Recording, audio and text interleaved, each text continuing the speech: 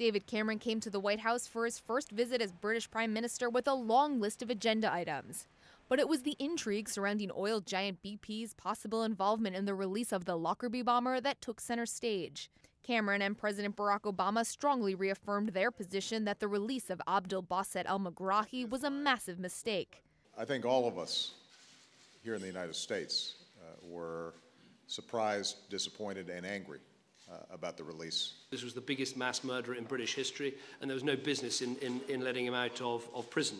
Al-Megrahi was supposed to serve a life sentence for the 1988 bombing of a Pan Am flight over Lockerbie, Scotland, that killed 270 people, mostly Americans. But last year, the Scottish government released him to Libya on compassionate grounds after doctors said he had 3 months to live.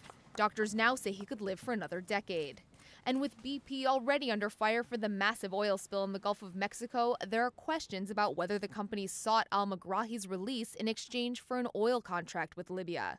BP has denied those claims, as did Cameron. I haven't seen anything to suggest that the Scottish government were in any way swayed by BP. They were swayed by their considerations about the need to release him on compassionate grounds that I think were completely wrong. But with several U.S. officials calling for an investigation, Obama says it's important that all the facts are released to the public. We welcome any additional information that will give us insights and a better understanding of why the decision was made.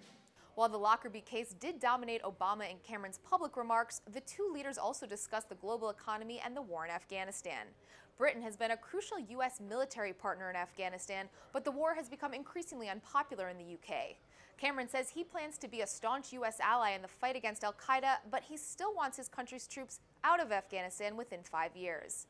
Julie Pace, The Associated Press, The White House.